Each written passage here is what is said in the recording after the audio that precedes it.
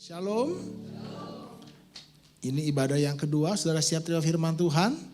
Ya, Yesus sumber pengharapanku. Ya. Ada satu hal yang kita harus mengerti, bahwa harapan itu butuh alasan. Demikian pula dengan ketakutan dan juga dengan keputusasaan. Karena itu saya beri judul pagi ini yang kedua ibadahnya adalah ganti alasannya. Katakan pada orang sebelahmu, ganti alasannya. Ya, next tolong. Segala sesuatu yang terjadi itu terjadi karena alasan. Next. Karena itu ganti alasannya, maka Anda sedang mengganti apa yang sedang dan akan terjadi dalam hidup Anda. Ya, next. Alasan adalah pendorong dari tercapainya tujuan. Misalnya, next, tujuannya ke Bandung. Apa alasannya? Kalau Julius ke Bandung, apa alasannya? Makan-makan, ya, jalan-jalan, ya. Mungkin beberapa mengunjungi keluarga, mungkin beberapa urusan bisnis. Kalau saya mau undangan pelayanan. Jadi, next ya, tujuannya bisa sama, tapi alasannya bisa beda-beda, ya. Next. Alasan itu bisa kuat atau lemah. Alasan itu bisa benar atau salah. Next, contoh misalnya. Saya ke Bandung. Apa alasannya? Ya iseng lah, makan-makan, jalan-jalan, gabut gitu ya. Lalu jalan yuk spontan. Nah, ternyata di perjalanan macet total. Dengar-dengar dapat berita jalan tolnya retak. Jadi semua harus putar balik. Kalau alasan saya ke Bandung hanya untuk makan-makan, langsung putar balik. Tapi kalau alasan saya ke Bandung itu adalah hal yang bersifat emergensi, kehadiran saya di kota Bandung menentukan nyawa anak saya, orang tua saya, atau istri saya, whatever it takes, apapun yang terjadi, saya harus sampai di Bandung. Jadi, next ya, alasan menentukan tercapainya tujuan. Next tolong, karena itu baca keras-keras, ganti alasannya. Ya, maka Anda sedang mengganti apa yang sedang dan akan terjadi dalam hidup Anda. Jadi yang harus diganti itu bukan tahunnya Bapak Ibu. Sebentar kita ganti tahun kan. Tahun boleh berganti tapi itu tidak mengubah hidupmu jadi lebih baik. Yang harus diganti bukan tahunnya, tetapi apa? Apa alasan kita hidup? Karena itu menentukan tercapainya tujuan dalam hidup kita. Contoh, next. Pernikahan Anda bahagia atau tidak ditentukan oleh apa alasan Anda menikah. Setiap kali ada pasangan yang datang kepada kami untuk minta diberkati, saya tanya, kamu menikah apa alasannya? Dan kebanyakan pasangan menjadikan kebahagiaan sebagai alasan mereka menikah.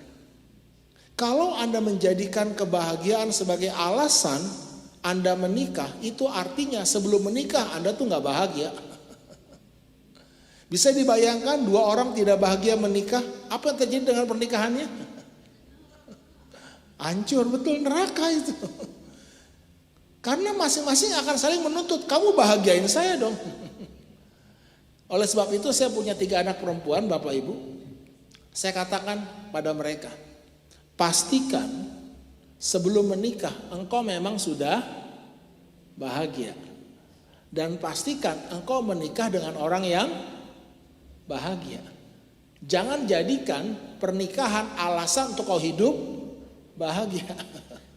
Karena itu bukan alasan yang tepat dan benar. Lalu apa alasan saya menikah? Karena itu kehendak Allah. Saya menikah karena itu apa?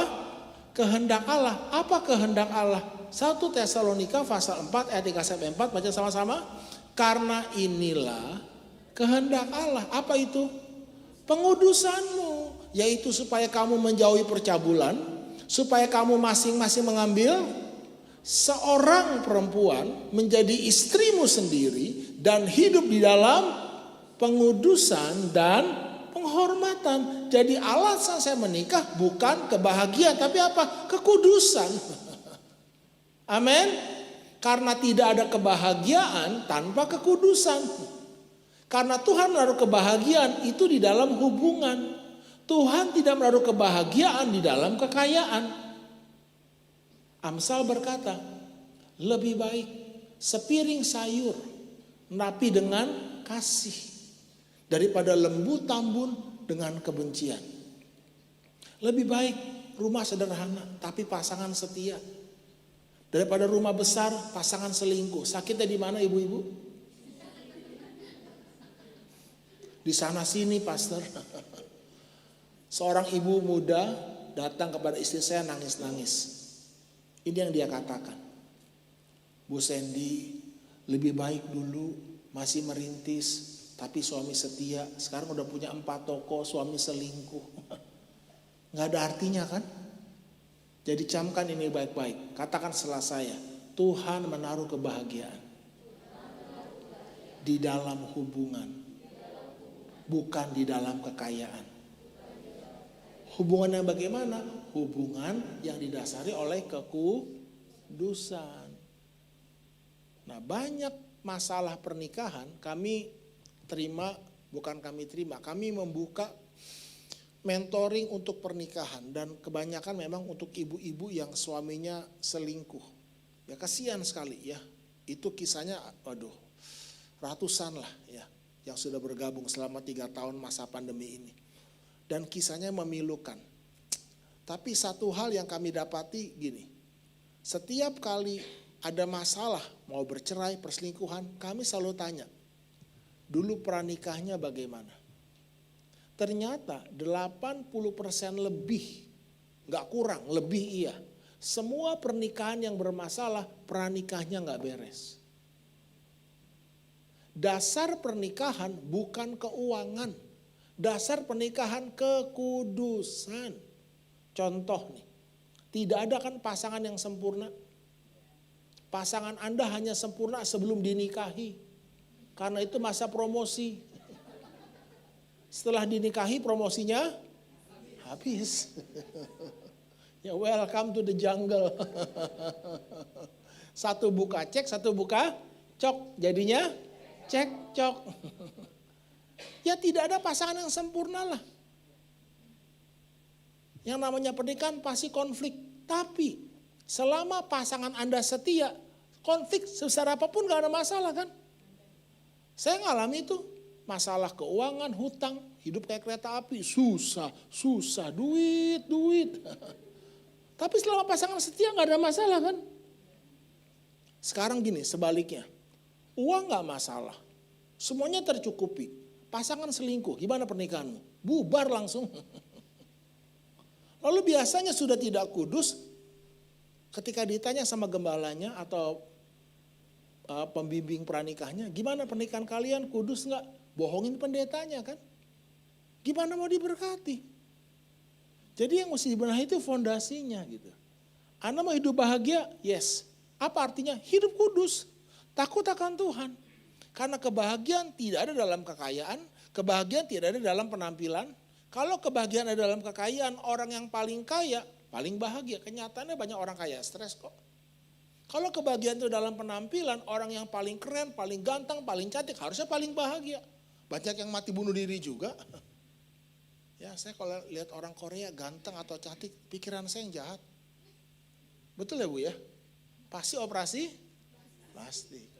Lihat orang Korea jelek, nah ini asli ini. Betul atau betul? Tapi kalau kita lihat orang Indonesia, mau cantik, mau jelek pasti. Jadi bilang sama sebelahnya, asli loh.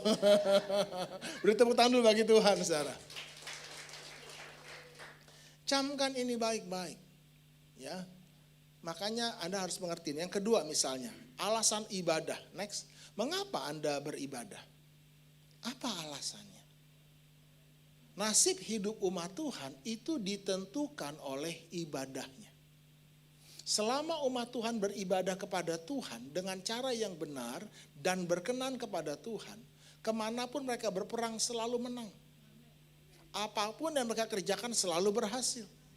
Tapi ketika umat Tuhan tidak lagi beribadah kepada Tuhan, mereka menyembah berhala, mereka selalu gagal dan mereka selalu kalah. Jadi nasib hidup kita umat Tuhan ditentukan oleh ibadahnya, bukan oleh partai. Ya. Benar Bapak Ibu. Siapapun rajanya selama Anda beribadah pada Tuhan, Anda aman. Nah, yang hilang dalam gereja Tuhan itu bukan ibadahnya, tetapi kuasa ibadahnya. Camkan ini baik-baik Bapak Ibu. Ibadah di akhir zaman ini di kota-kota besar khususnya makin banyak atau makin sedikit? Makin banyak. Dulu cari ibadah susah sampai telepon pendeta kalau di luar kota. Pak Pendeta, di kota ini ibadah di mana ya? Sekarang hotel, mall, apartemen tutup mata, lempar batu, hari Minggu pasti ada kebaktian. Jakarta, Bandung, Medan, Surabaya apalagi. Ibadah akhir zaman makin bagus atau makin jelek? Makin bagus. Dulu mungkin tahu ya ibu ya, lagunya kan simple ya, CGF 3 nada, beres Bu. Hari ini harinya Tuhan. Gak perlu teks kan? Dalam nama Yesus, dalam nama, udah gaspol aja tuh, datar aja tuh. Ya gak perlu latihan. Tapi lagu rohani akhir zaman Bu, ya Tuhan intronya udah kepleset. Betul atau betul? Iya kan? Ya nggak salah, tambah bagus ya, tambah sulit juga. Sekarang gereja kota-kota besar udah lighting, LED ya. Zaman dulu OHP, masih ingat OHP? Begitu song leadernya ganti lagu mendadak itu kebakaran jenggot itu. Ya bertumpuk-tumpuk itu file, waduh coret-coretan ya. Sekarang kan indah gitu ya. Ya nggak salah, ibadah makin banyak, ibadah makin bagus, makin canggih. Tapi yang hilang bukan ibadahnya, kuasa ibadahnya. Apa itu kuasa ibadah? Alasan Anda beribadah itu apa? Secara lahiriah mereka beribadah, tetapi pada hakikatnya mereka memungkiri kekuatan ibadah. Tidak mengalami kuasa ibadah. Karena kuasa ibadah bukan pada ibadahnya, tapi kuasa ibadah pada alasan Anda beribadah. Memberi supaya dilihat orang. Berdoa supaya dilihat orang. Puasa supaya dilihat orang. Ini kan zaman sosmed. Semuanya supaya dilihat orang. Sadar kamera. Tapi gak sadar akan Tuhan kan. Begitu kamera lewat langsung haleluya. Dia tahu disorot nih kan, masuk screen gitu kan. Waduh doa sungguh-sungguh. Lewat normal lagi kan. Kita baca ayatnya ya. 1 Timotius pasal yang ke-6 ayat 5-6. Baca sama-sama. Percekcokan antara orang-orang yang tidak lagi berpikiran sehat dan kehilangan kebenaran yang mengira ibadah itu adalah suatu sumber keuntungan. Memang ibadah itu kalau disertai rasa cukup memberi keuntungan besar. Kalau Anda sungguh-sungguh beribadah kepada Tuhan, no worries, gak usah khawatir, pasti untung. Tapi jangan jadikan keuntungan sebagai motivasi engkau beribadah. Katakan ini ibadah. Anda tahu nggak ibadah itu sama dengan apa? Korban. Tidak ada ibadah tanpa korban. Ibadah sama dengan korban. Tapi hari ini kan orang ibadah nggak mau berkorban. Di pikirannya apa ibadah? Cari yang paling nyaman. Paling deket, jamnya paling enak. Pengkhotbahnya bagus, musiknya keren. AC-nya dingin. Karpetnya nggak bau. Nyari bioskop kali kalau gitu. Betul atau betul? Lalu plus lagi, apa itu perpuluhan, apa itu persembahan? Saudara, Anda tuh tidak bisa menghadap raja tanpa membawa korban. Heaven is a kingdom. Sorga itu bukan sekedar sebuah tempat yang indah. Sorga adalah sebuah kerajaan. Anda tidak boleh menghadap raja tanpa membawa korban. Nggak boleh. Itu sudah aturan protokol kerajaan. Makanya minimum kita bawa korban syukur. Amin. Ada persembahan di situ, ada persepuluhan di situ. Itu bagian dari ibadah. Lihat dari perspektif kingdom. Heaven is a kingdom.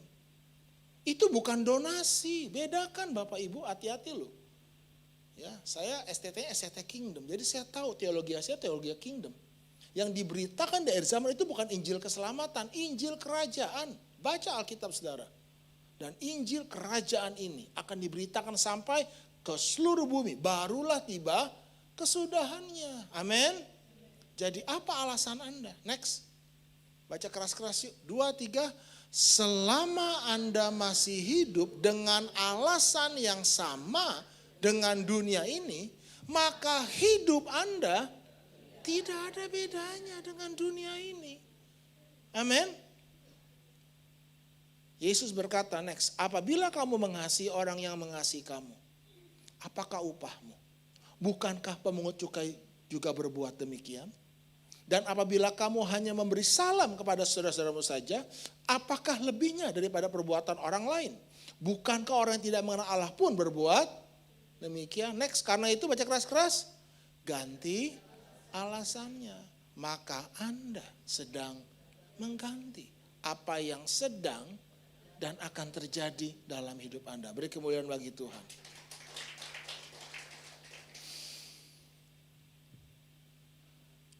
Saya pernah tiba satu titik capek, letih dengan yang namanya gereja, pelayanan. Bapak Ibu, usia saya sekarang 52 tahun. Dan saya melayani Tuhan sudah 40 tahun dari remaja. Mau model apa gereja? Udah saya lewatin lah semuanya. Mau konferensi apa? Udah capek saya. Karena apa? Cuma dari panggung ke panggung. Maksudnya apa gitu kan? Saya sadar bahwa gereja itu siklus tanpa putus. Ya, nanti kita belajar ya. Tadi saya ngomong banyak tuh sama gembala saudara di warung kopi. Ya di sebelah itu enak loh Bapak Ibu ya. Promosi ya. Jadi saya ngerti. Nah, satu titik saya bilang Tuhan, aku capek Tuhan. Apalagi plus memang di hati saya tuh iri lah. Ada gereja-gereja lain yang masih baru, pendeta-pendeta yang saya tahu khotbah juga gak bagus-bagus amat, kok lebih terkenal, lebih nyaman, lebih hebat gitu ya. Ya banyak faktor lah.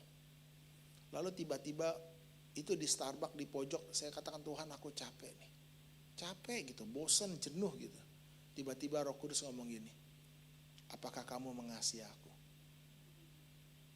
Ya sekolah teologi atau dong, kalau tanya gitu jawabannya apa? Ya Tuhan, aku mengasihimu. Jawabannya, gembalakanlah. Ya teori udah tahu. Tapi hari itu Tuhan bicara pribadi. Kamu lebih mengasihi domba-dombaku daripada aku. Kamu lebih pusingin gimana supaya domba-dombanya tambah banyak, ya kan? Tapi kamu gak mengasihi aku, itu masalahnya. Di situ hati saya remuk Bapak Ibu. Saya lebih fokus kepada domba bukan kepada mengasihi Tuhan. Saya bertobat hari itu. Dari situlah awal mula kebawaan rohani terjadi di gereja lokal kami. Ya. Nah, mulai alasannya. Katakan ganti alasannya. Kenapa Anda memberi? Kenapa Anda memuji Tuhan? Kenapa Anda melayani Tuhan? Anda harus jujur. Karena hanya Anda dan Tuhan yang tahu. Dan seringkali kita lakukan sesuatu karena apa? Karena kebiasaan kan, gak mikir kan. Tradisi gitu, capek loh. Anda pernah lari nggak? Nggak ada garis finish gitu. Lomba nggak ada tahu garis finish di mana, capek. Ya, amin. Next, tolong. Apa alasan terpenting bagi umat Tuhan yang harus diganti, yang menentukan nasib hidup kita? Next, itu adalah alasan percaya Anda kepada Tuhan. Karena Ibrani 3:19 berkata, baca sama-sama.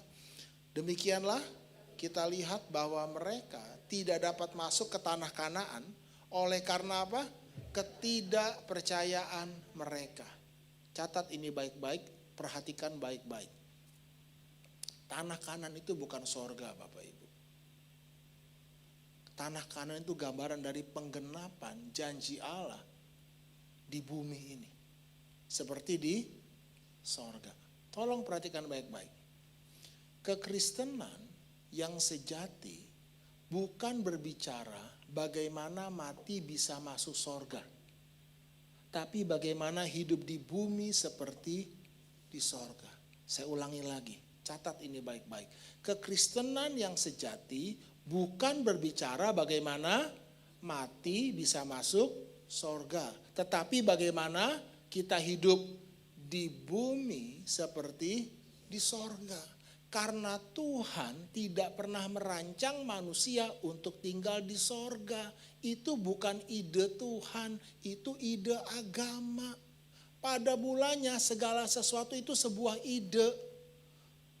Bangku yang Anda duduki, baju yang kita pakai, handphone yang kita miliki, semuanya pada mulanya sebuah ide. Demikian pula dengan kita manusia, pada mulanya sebuah apa? Ide. Katakan yuk, saya ini pada mulanya sebuah ide.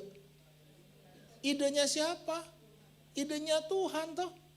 Apa idenya Tuhan menciptakan manusia? Baiklah kita menjadikan manusia menurut rupa dan gambar kita, supaya mereka berkuasa di mana? Di bumi. Ada kata sorga di situ? Angkat tangan semuanya. Ayo angkat tangan semuanya. Bilang gini, sadar Roy. Enggak, Anda sadar enggak? Tuhan tidak pernah punya pikiran sedikit pun menciptakan manusia tinggal di sorga. Itu bukan idenya Tuhan. Itu idenya siapa? Agama. Kekristenan bukan berbicara bagaimana mati masuk sorga. Kalau Anda punya konsep itu namanya agama. Makanya gak heran kan mereka bunuh diri kan. Supaya masuk sorga, ketemu 72 bidadari. Itu masalahnya agama. Benar. Bagaimana kita hidup di bumi seperti itu? Itulah tanah perjanjian. Kita mengalami penggenapan seluruh janji Allah. Makanya doa Tuhan Yesus apa? Datanglah kerajaanmu. Jadilah kehendakmu. Di mana? Di bumi seperti di sorga. Lewat siapa? Lewat Anda dan saya. Lewat ketaatan kita, iman kita. Amin. Orang yang bimbang, jangan harap ia menerima sesuatu dari Tuhan. Makanya putus asa kan, gak ada harapan. Karena dia bimbang. Nah itu makanya Anda mesti punya alasan yang tepat. Kenapa saya mesti percaya kepada Tuhan? Karena tanpa iman, Anda tidak berkenan di hadapan Tuhan. Kehendak Allah tidak bisa terjadi dalam hidupmu. Ya, next ya. Pastikan alasan percaya Anda pada Tuhan itu benar dan juga kuat. Next, apa alasan percaya apa alasan percaya saya pada Tuhan? Yang pertama itu perbuatan Tuhan. Bukan perbuatan kita, katakan perbuatan Tuhan. Efesus 2 ayat 8-9 baca bersama-sama. Sebab karena kasih karunia kamu diselamatkan oleh iman. Itu bukan hasil usahamu tetapi pemberian Allah. Itu bukan hasil pekerjaanmu. Jangan ada orang yang memegahkan diri. Sebab karena kasih karunia. Next, mundur. Sebab karena kasih karunia oleh iman. Katakan nih, oleh iman. Saya diselamatkan. Oleh iman. Dosa saya diampuni. Oleh iman. Saya mendapatkan kekuatan. Amin. Apakah itu iman? Dengar baik-baik. Iman itu bukan respon Tuhan pada perbuatan kita. Iman itu respon kita pada perbuatan Tuhan. Untuk kita di kayu salib. Kita diselamatkan bukan karena perbuatan kita untuk Tuhan. Kita diselamatkan karena apa? Iman kita, respon kita. Yaitu percaya pada apa yang Tuhan telah perbuat bagi kita di kayu salib. Tolong, ini pembaharuan pikiran nih. Iman bukan respon Tuhan pada perbuatan kita. Iman itu adalah respon kita pada perbuatan Tuhan untuk kita di kayu salib. Amin.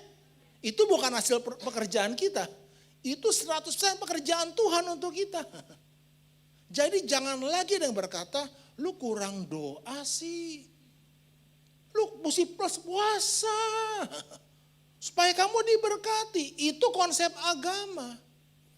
Sekarang, kalau Anda mendasarkan imanmu pada perbuatanmu untuk Tuhan, gak heran imanmu goyah kan? Karena perbuatan kita untuk Tuhan itu banyak cacat. Tapi perbuatan Tuhan untuk kita itu sempurna. Amin. Anda harus mengerti ini. Apa yang Tuhan telah perbuat bagi kita di kayu salib. Itu dasar percaya kita. Kalau kita baca next ya. Ini yang Tuhan telah perbuat bagi kita di kayu salib. Baca sama-sama yuk. Ia sendiri telah memikul dosa kita di dalam tubuhnya di kayu salib. Supaya kita yang telah mati terhadap dosa hidup untuk kebenaran. Oleh bilur-bilurnya kamu akan sembuh, begitu. Sedang sembuh, telah sembuh. Ini kan iman. Saya telah sembuh, tapi kok yang kelihatan? Nah itu dia kan masalahnya. Apa dasar iman kita? Kenapa saya yakin bahwa saya telah sembuh? Sebab Ia sendiri, Tuhan sendiri yang telah memikul dosa kita di dalam tubuhnya di kayu salib. Siapa yang pikul semua dosa kita? Tuhan sendiri. Ada kata Tuhan sendiri loh. Bukan malaikat, bukan ciptaan yang lain. Sekarang, sambil contoh nih. Roh Kudus kasih saya pengertian seperti ini. Bayangkan satu hari Julius dapat undangan khusus ke Istana Negara. Menghadiri upacara kemerdekaan 17 Agustus. Gimana perasaan kamu? Bangga, sedikit norak. Pamer, masuk sosmed. Gue diundang nih ke Istana Negara. Julius pakaian rapi datang ke Istana Negara. Begitu sampai di sana, Jokowi sendiri yang nyambut Julius. Bukan ajudan, bukan sekretaris, bukan menteri. Jokowi sendiri yang nyambut Julius. Selamat datang Julius. Gimana perasaan Julius? Kaget, bukan bangga, kaget. Ini Jokowi asli atau Jokowi bohong-bohongan kan? Ternyata benar asli, Jokowi sendiri yang nyambut, kan gak nyangka. Lalu Pak Jokowi ngomong gini, Julius, izinkan saya bawa tas kamu. Gimana perasaan Julius? Jangan Pak. Oh silakan Pak, gitu. Gak gitu kan, kurang ajar itu. Enggak, ini supaya Anda ngerti. Supaya Anda ngerti. Dan gak bisa enggak. Jokowi udah, ini perintah. Dan ketika Jokowi pikul tasnya Julius. Kira-kira semua mata lihatnya ke Pak Jokowi atau ke Julius? Semua undangan, para menteri, tentara ngelihat Julius. Wartawan fotonya siapa? Julius. Kenapa? Jokowi sendiri yang pikul. Pertanyaan besarnya, siapa dia? Tahu nggak? Yang Tuhan pikul bukan tas kita loh. Yang Tuhan pikul apa? Dosa kita, penyakit kita, kemiskinan kita. Tuhan dah pikul. Tuhan kasih kode keras gini, kamu tuh penting. Kamu tuh spesial. Mungkin bagi dunia kamu tuh pecundang. Di mataku kamu tuh penting. Itu maksud saya. Itu dasar keyakinan saya. Perbuatan Tuhan untuk saya itu sempurna di kayu salib. Amin. Beri kemuliaan dulu bagi Tuhan, saudara. Karena itu saya percaya. Saya sudah sembuh. Karena apa? Tuhan udah pikul dosa saya. Amin. Renungkan itu gitu. Ya, yang kedua karena apa? Karena perkataan Tuhan. Sebab apa yang telah difirmankannya akan dilakukan Tuhan di atas bumi sempurna dan segera. Jadi Tuhan itu hanya melakukan apa yang Dia firmankan, bukan apa yang kita doakan atau inginkan. Kenapa Abraham bisa yakin dia jadi bapa banyak bangsa? Padahal dia sudah tua, gigi tinggal 2. Hanya tidak nemplok di jendela. Kalau itu burung kakak tua, bukan Abraham. Abraham tahu secara hasil lab Kedokteran, you tuh udah tua, rahim Sarah sudah tertutup. Apakah Abraham percaya itu? No.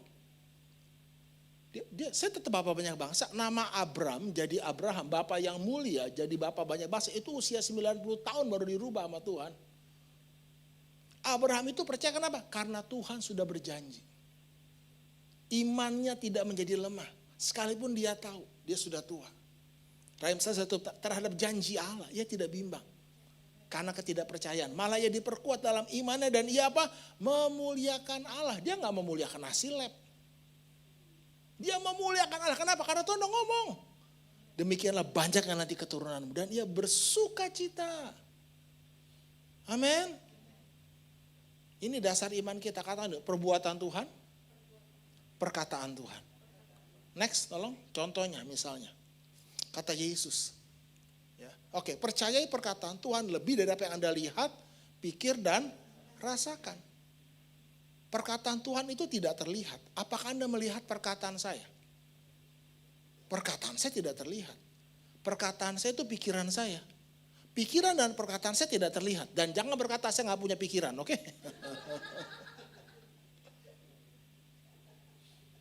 Kalau bicara Tuhan, Tuhan memang gak kelihatan. Karena bentuk Tuhan itu pikiran dan perkataan. No fisik. Beda dimensi. Anda harus ngerti itu. Amin. Nah kalau perkataan presiden itu kan otoritas gitu. Dia punya otoritas. Itu perkataan Tuhan. Nah next ya contoh ya. Kata Yesus kepada Petrus apa? Datanglah. Maka Petrus turun dari perahu dan berjalan di atas air. Next. Apa yang membuat Petrus berani turun keluar dari perahu dan berjalan di atas air? Karena Yesus mengatakan datang. Satu kalimat datang itu otoritas. Ingat baik-baik, perkataan Tuhan itu supranatural. Di atas batasan natural. Petrus keluar dari batasan manusia, perahu itu. Dan dia berjalan di atas perkataan Tuhan.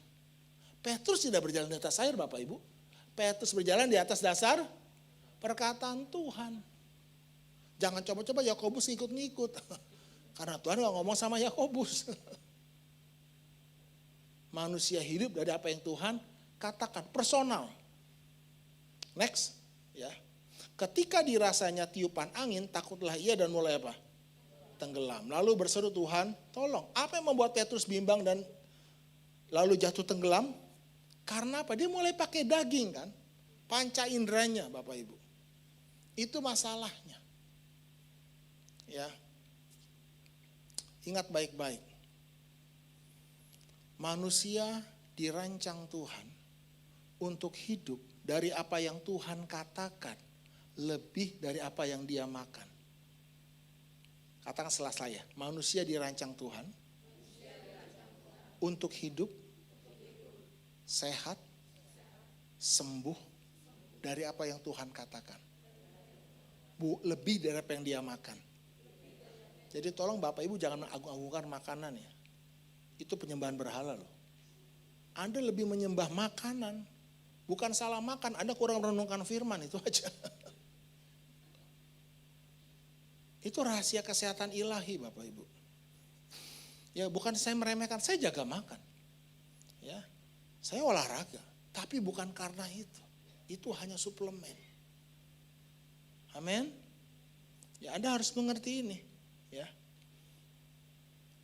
Saya waktunya habis misalnya. Saya ngelihat waktu ya. Anda tahu nggak kapan kematian itu masuk? Ya, dengar baik-baik. Oke. Sebelum manusia jatuh dalam dosa. Manusia telanjang atau tidak telanjang? Setelah manusia jatuh dalam dosa, manusia telanjang atau tidak telanjang? Lalu apa bedanya? Dengar baik-baik. Sebelum manusia jatuh dalam dosa, manusia tidak pernah berpikir, melihat, merasa dirinya telanjang. Bukan karena mereka tidak telanjang. Tetapi karena Tuhan tidak pernah mengatakannya. Makanya ketika manusia makan buah yang Tuhan larang, mereka tahu mereka telanjang. Tuhan nanya gini kan, siapa yang mengatakan bahwa kamu telanjang? Siapa yang mengatakan? Apakah Tuhan pernah mengatakan mereka telanjang? Jawab, jangan bengong ya, ayam bengong mati Bapak Ibu. Apakah Tuhan pernah mengatakan manusia telanjang? Apakah ular pernah mengatakan kamu itu telanjang? Jadi siapa yang mengatakan kamu telanjang? Siapa yang mengatakan? Ya dirinya sendiri ya. Artinya apa? Manusia mulai hidup berdasarkan pikirannya sendiri, bukan pikirannya Tuhan. Tuhan gak pernah ngomong. Jadi sebelum manusia jatuh dalam dosa, 100% bulat manusia hidup dari apa yang Tuhan katakan. Orang benar akan hidup oleh iman, dan iman timbul dari perkataan Tuhan. Masalahnya Anda lebih mempercayai perkataanmu sendiri, perkataan dunia ini daripada perkataan Tuhan. Katanya saya sudah sembuh, mana? Nah itu kan problem. Orang yang bimbang jangan harap ia terima sesuatu dari Tuhan. Nah, ini mesti pembaruan pikiran. Dokter perlu, obat perlu. Sampai kapan? Sampai pikiranmu benar. Karena pembaharuan pikiran itu takes time. Sampai Anda mudeng gitu loh. Sadar akan kebenarannya. Dan di kayu salib. Yesus berkata apa? Sudah selesai. Tetelestai. Tadi pagi saya sampaikan itu. Tetelestai, sudah selesai. Hutang dosamu udah lunas dibayar. Hukuman atas dosamu sudah dipikul. Peperangan sudah dimenangkan. Lalu karena apa yang mesti ditakutkan? Ayo. Sekarang utang Anda udah lunas, perlu takut lagi enggak? Debt collector nagih. Siapa bilang udah lunas? Anda takut, itu mah bego-begonya Anda. Karena Anda nggak tahu kebenaran kan? Sekarang handphone ini udah lunas atau belum? Kok Anda ragu jawabnya ya? Penghinaan Ibu. Kalau ini belum lunas, saya bisa bawa keluar nggak dari toko? Jangankan handphone, Anda beli air mineral lah di toko gitu. Begitu udah lunas, saya dapat kebenaran ini waktu saya jual mobil. Ketika mobil saya terjual, tiba-tiba saya segera sadar, saya tuh sama sekali nggak punya kuasa atas mobil saya, betul? Karena transaksi sudah terjadi, sudah. Selesai kan, jual beli udah lunas, saya nggak punya kuasa. Itu kayak mata rohani saya celik. Doni, dosa, maut tidak punya kuasa lagi atas hidupmu. Sebab apa? Aku udah bayar kamu lunas. Saya ini milik Tuhan. Jadi tubuh saya ini rumah Tuhan. Sekarang, rumah Anda dibeli sama Presiden Republik Indonesia. Lunas dibayar. Sekarang rumah siapa? Lalu ada yang ganggu, lempar batu. Anda ngomong apa? Pak, salah rumah. Ini bukan rumah saya lagi, ini rumah lu. Berani? Berani enggak? Jadi dengar baik-baik Bapak Ibu. Ketakutan tuh enggak wajar kalau Tuhan itu ada dalam hidupmu. Jadi panjang khotbahnya nanti. Ya, supaya Anda ngubah mindset, jarang-jarang saya diundang khotbah sini kan. Sekarang gini loh, ya kan enggak wajar, utang udah lunas, peperangan udah dimenangkan, wajar enggak takut? Ya nggak wajar. Ya, Yesus ada dalam perahu, kok takut? Bingung Yesus tuh. Kamu tuh menghina aku ya, kamu nggak anggap aku ini siapa gitu loh. Kamu kok lebih mengagukan badainya gitu. Guru apa kamu nggak peduli gitu ya. Maksud saya gitu loh. Contoh nih ya, Anda harus ngerti prinsip ini. Ini kingdom namanya. Ada seorang anggota doa pagi kami, namanya Pak Budi, dia tinggal di Kediri, dia usaha catering. Waktu saya ke Surabaya, pertama kali saya ke Surabaya ketemu dia lagi gini, pastor, aku nih datang jauh dari Kediri ketemu pastor, aku pusing. Kenapa? Ada masalah apa? Dapurku tuh banyak setannya pastor. Bener, catering dia tuh banyak setannya. Dan setannya itu benar-benar real gitu ya. Piring pindah, pintu ketutup sendiri. Lalu ada lagi orang tidur dipindahin, itu real benar-benar. Udah undang berbagai pendeta, tapi kok balik lagi. Anda tahu, ini penting loh mindset loh. Saya ngomong sama dia, Pak Budi kasih perpuluhan kan? Oh iya pastor. Saya kasih tahu pengertian. Ini nanti ada pelajarannya tentang kerajaan Allah. Anda harus mengerti konsep ini. Carilah kerajaan Allah dan kebenarannya. The truth about kingdom. Pak Budi, kalau Bapak misalnya nih ke kedutaan, Pak Julius, kamu ke kedutaan besar Amerika dekat sini kan? Begitu Anda masuk parkiran kedutaan besar Amerika, polisi Indonesia bisa nggak nahan kamu? Nggak bisa. Padahal lokasi Indonesia loh. Tapi begitu Julius masuk tempat parkir halamannya aja toh, itu wilayah hukum siapa? Hukum Indonesia nggak berlaku di situ. Pak Budi, rumah Pak Budi itu milik Tuhan. Itu wilayah kerajaan sorga di bumi, Pak. Kalau pencuri datang dalam rumah Anda, apa Anda izinkan? Kan enggak, ini wilayah, Anda punya otoritas untuk usir. Jangan, atas kehendak Tuhan atas kehendak Tuhan apa? Itu bego-begonya Anda. Anda harus tahu kebenarannya. Penyakit itu ilegal dalam tubuh saya, Bapak Ibu. Wah, sombong. Bukan sombong. Ini hukum. Pak Budi, gak usah urat. Ngusir setan pakai urat. Gak perlu, ngomong aja. Dia kan melayani catering para pejabat juga polisi. Ingat tokat komando? Gak perlu pakai urat kan, tinggal keluarkan tokatnya semua tunduk kan. Ini otoritas. Dia pulang ke rumah, dia juga ngomong gini. Saya ajarin dia kan. Setan, you salah tempat. Ini rumah bukan rumah saya lagi, ini milik Tuhan. Jadi saya perintahkan sekarang keluar ya, saya mau tidur. Tidurlah dia. Besok pagi dia bangun, itu pegawai semua pada ngomong, Pak Budi, berubah, atmosfer berubah. Sampai hari ini udah gak ada setannya lagi. Waktu dia beli rumah kedua, setan lebih banyak lagi. Dia kumpulin semua para pegawai yang Islam, yang Hindu. Dia ngomong gini, ya nanti kalau ketemu setan bilang ya, setan lu salah tempat. Peperangan sudah dimenangkan. Halo? Ya mau ngapain lagi gitu? Udah menang, tinggal Anda jangan mau digoyahkan. Amin. Saya hidup kudus bukan supaya hidup kudus. Saya hidup kudus karena saya kudus. Saya sudah sembuh gitu. Saya sudah di rumah, perlukah saya khawatir untuk saya tidak di rumah? Itu kan bego-begonya Anda. Tuhan ngomong kamu tuh sudah sembuh. Tapi kan dokter bilang, ya terserah Anda sekarang mau percaya yang mana. Kalau Abraham percaya perkataan dokter, dia gak bisa punya anak. Tapi sekali lagi dengar baik-baik, Anda tidak dapat hidup dalam apa yang Tuhan katakan sebelum apa yang Tuhan katakan hidup dalam Anda. Itu bicara pembaruan pengertian. Nah, banyak anak Tuhan ya, pengertiannya udah dirubah Bapak Ibu. Ya. Kalau Anda masih bimbang ragu, ya baru dengar khotbah sekali, jangan nekat. Itu mesti tiap hari Bapak Ibu. Pembaharuan pikiran sampai secara pribadi Tuhan tuh gitu loh. Saya tuh ngalami itu. Ya, saya udah kayak gini 3 tahun Bapak Ibu, tiap hari renungin salib. Dan penyakit itu ilegal dalam tubuh saya. Kenapa? Tubuh saya tubuh Yesus. Halo? Tubuh saya tubuh siapa? Kalau rumah Anda rumah Jokowi, jangan pakai rumah Jokowi untuk perjudian, pelacuran. Jokowi sendiri akan datang menghardik Anda.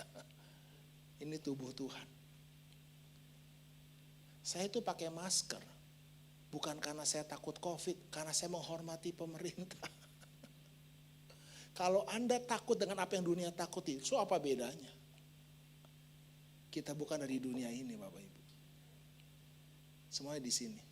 Menang di dalam, menang di luar. Sembuh di dalam, sembuh di luar. Saya hidup berdasar apa yang Tuhan katakan. Perkataan Tuhan di atas batasan natural. Makanya di gereja kami, karena kami latih tiap hari doa pagi, yang kanker sembuh tuh banyak Bapak Ibu. Tolong jangan besar-besarin kanker lah. It's nothing. Jangan besar-besarin COVID lah. It's nothing. Kalau engkau hidup kudus, engkau aman. Jangan rusak bait Allah. Siapa yang merusak bait Allah, Tuhan sendiri akan rusak orang itu. Dan bait Allah itu kudus, bait Allah itu kalian. Nah, nanti kita belajar next time lah. Anda diberkati? Direnungkan dulu ya. Apa alasan percaya Anda? Itu menentukan. Next. Jadi, ya next tolong slide-nya. Saya lupa apa mana tadi. Katakan sama-sama ya, 2, 3. Percayai perkataan Tuhan lebih dari apa yang Anda lihat, pikir, dan rasakan. Selama Anda lebih mempercayai apa yang Anda lihat, pikir, dan rasakan, ya makanya Anda nggak bisa hidup apa yang Tuhan katakan. Nah ini perlu bertumbuh Bapak Ibu, ya. Next, karena itu, ya.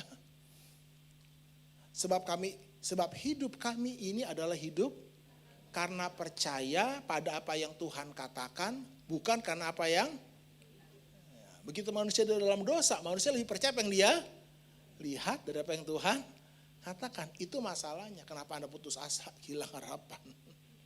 Next, ya, oh wajah saya sekarang. Karena itu ganti alasannya, maka Anda sedang mengganti apa yang sedang dan akan terjadi dalam hidup Anda. Amin. Ya, jangan tunggu ganti tahun ya. Hari ini juga ganti alasanmu. Katakan saya percaya. Karena apa? Karena perbuatan Tuhan untuk saya sempurna di kayu salib. Katakan yuk, dosa tidak punya kuasa lagi. Karena saya sudah dibeli. Lunas. Amin. Lalu apa lagi? Karena Tuhan sudah mengatakannya. Sudah selesai anakku. Mari kita berdiri bersama-sama yuk. Haleluya. Sudah bersuka cita? Terima kasih Tuhan.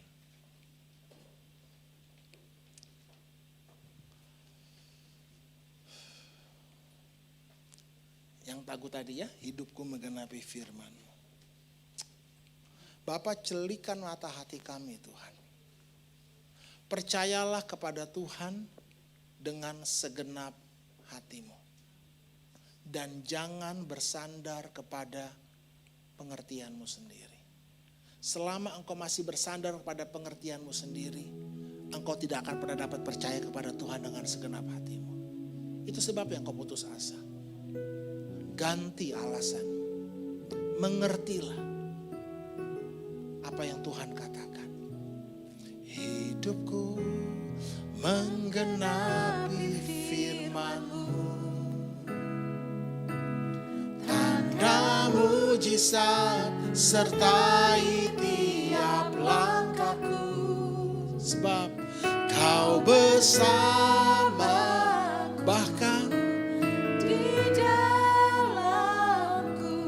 jadi bukti kebesaran-Mu. Hidupku menggenapi firman. Jadilah kepadaku seperti yang Engkau katakan. Tanda mujizat sertai tiap langkahku. Kau bersamaku di dalamku, jadi bukti kebesaran-Mu. Tuhan, Kau sempurna, penebusan-Mu atasku. Tuhan, Kau sempurna dalam rencana-Mu dan karya-Mu. Ku serahkan hidupku, murnikan dengan Roh-Mu. Katakan padanya, perbuatan-Mu sempurna Tuhan.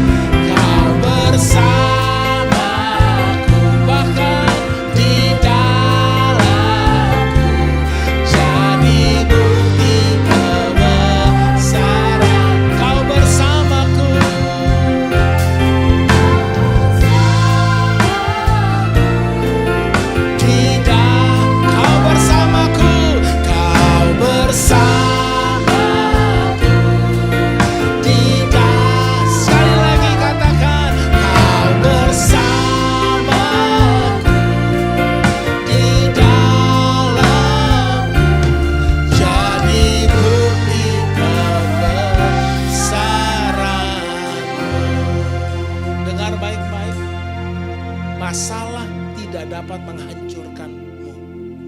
Masalah hanya membuat kemuliaan Tuhan semakin nyata dalammu.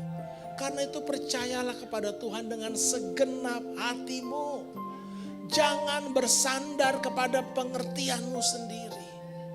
Selama engkau masih hidup dengan pikiranmu sendiri, bukan dengan pikiran Kristus, itu sebabnya engkau putus asa. Itu sebabnya engkau lemah. Pikirkanlah perkara-perkara yang di atas, di mana Kristus berada, memerintah sebagai Raja. Maut sudah dikalahkan. Aku sendiri yang telah memikul semua dosamu di dalam tubuhku di kayu salib.